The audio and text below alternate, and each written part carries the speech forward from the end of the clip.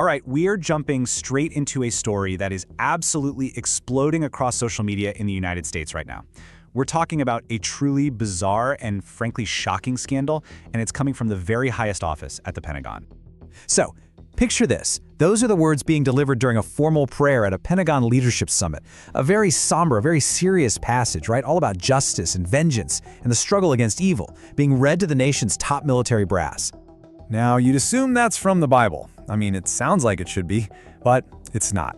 In fact, those words aren't from any sacred text at all. They are from Quentin Tarantino's 1994 cult classic film, Pulp Fiction. Yeah, you heard that right. That is the heart of this entire scandal.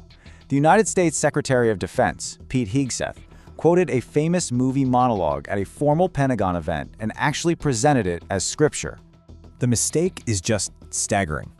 Hegseth introduced the line as a powerful biblical passage. But it took literally minutes for internet sleuths and fact-checkers to expose the monumental error. The source wasn't the book of Ezekiel. It was a line made famous by Samuel L. Jackson's hitman character, Jules Winnfield.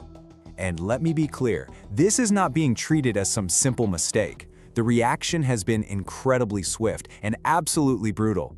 Critics are already calling it a catastrophic embarrassment, and it's raising some very serious questions about the judgment and the vetting process at the top levels of the administration. Okay, so let's get into the context here, because this unbelievable gaffe is hitting Secretary Hegseth at what might be the absolute worst possible moment. This is a leader who is already under immense pressure coming from multiple fronts. First off, he is already staring down the very real threat of impeachment proceedings in the House. This is over that recent and very controversial Iran strike. And this is all happening while that very same Iran crisis is escalating by the day. Tensions in the region are reaching a boiling point, and believe me, the whole world is watching. On top of all that, you've got immense pressure right here at home. The American public is furious over record-high gas prices, and a lot of that anger is being aimed squarely at the administration. And all of this comes right on the heels of another major political headache, the fallout from the February 28th incident, which was a controversial military operation that already had the administration on pretty shaky ground. So as you can probably guess, his political opponents are absolutely seizing on this Pulp Fiction prayer incident. House Democrats especially are using it as ammunition in what is quickly becoming a full-scale political assault on the secretary. The attacks are coming fast, and they are sharp. It's not just being called a catastrophic embarrassment anymore. Now you have Democrats openly questioning his mental fitness to lead during a major crisis. You have opponents challenging his sincerity. This whole thing just goes to show how one single, bizarre gaffe can instantly damage an entire administration's credibility on the world stage.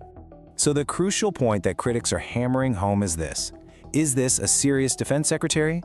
How can the leader of the world's most powerful military possibly be taken seriously when he's out here reciting movie lines from a fictional hitman, all during a time of international crisis?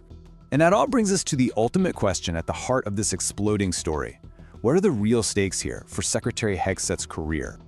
When you put it all together, the impeachment threat, the spiraling Iran crisis, the deep public anger over domestic issues, you basically have a perfect storm. And this Pulp Fiction scandal has just become the lightning rod, igniting all of that pressure and frustration that was already there.